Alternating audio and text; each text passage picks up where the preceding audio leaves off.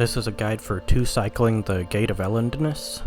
If you don't have high enough stats, you probably won't be able to 2-cycle her, but hopefully this guide will still be helpful to you.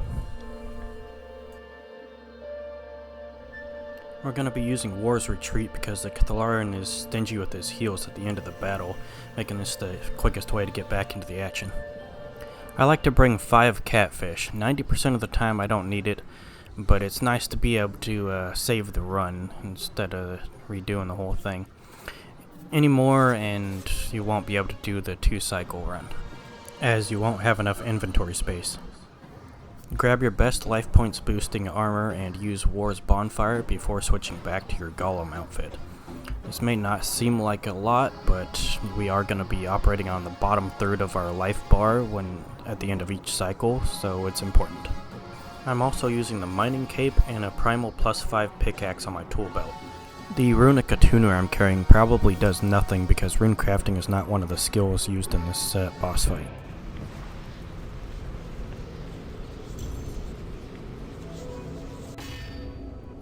When we enter the room, we're going to go by the crystal near Ictharan's left shoulder. We're going to click on him to start the encounter, and then as soon as our character is facing him, we're going to click on the crystal again. We're going to click on the Moonstone Conduit when we have 40 crystals. This is going to be more than we need.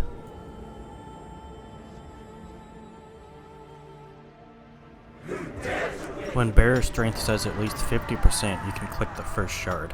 This will leave the barrier strength at least 60% when your character actually walks away.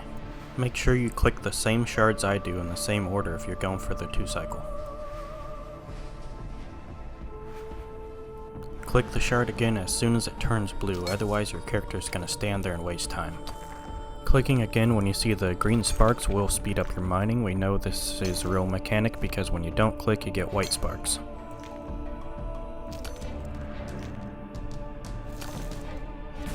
When she says be gone, she's going to take 30% barrier strength and do a large chunk of damage. This can be blocked with a barricade, but you need a way to get adrenaline outside of combat to do that. This is not necessary, however, because I do just fine without it. I like to dodge Rot and Suffer in the direction of the next thing I'm going to do to save a little bit of walking time. When she says Rot and Suffer, you're going to use Dive or Bladed Dive, which you hopefully have on a hotkey to dodge out of the box.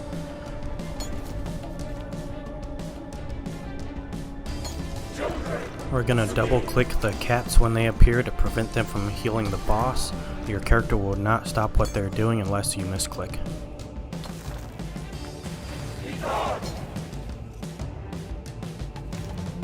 Make sure to end cycle 1 by cleansing this shard. We will be taking advantage of this at the beginning of cycle 2. When this bar is 1 increment from fully blue, we're going to click on Claren's Aid. And then when it turns fully blue, we're going to click on these stairs. Click on the pillars in order of closest to furthest and then the boss. You will get better at this with practice. Start running as soon as you hit the ground or you probably will die. Set your run target to inside the green circle and get dive ready. You will click inside the green circle as soon as you hit the stairs. Click the shard as you're diving and you will start mining it immediately. Congratulations, we just stole some extra time for this cycle. Her first attack this cycle should be Rot and Suffer unless you took too long on the first cycle.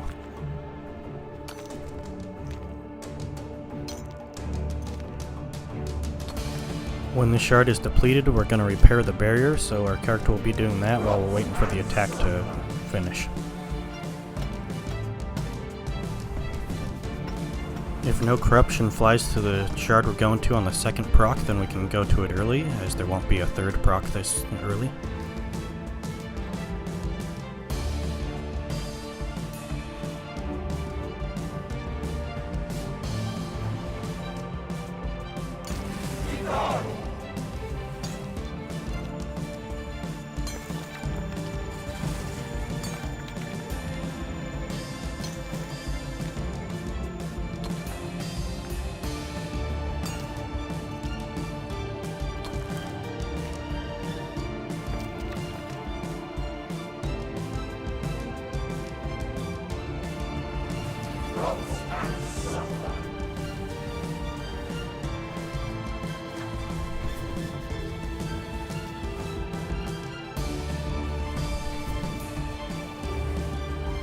When nearing the end of a cycle, watch your health bar, as if it gets too low you may need to end the cycle early or eat some food. Be careful, as eating will stop your character from doing the action they were doing.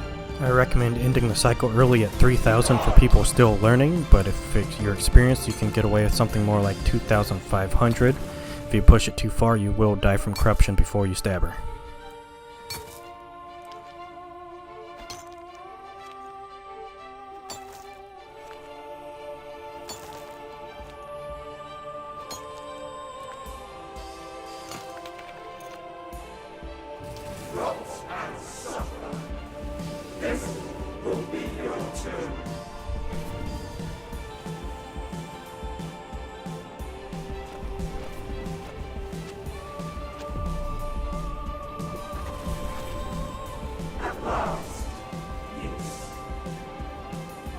After collecting your chest, you're going to want to use War's Retreat Teleport, which you'll find in your spellbook. I have it keybinded to K because it's easy to remember. K, boss is dead. Between rounds, you'll want to stand in front of the chest to heal, make sure you got 5 foods, and check to make sure that your life points boost is still active.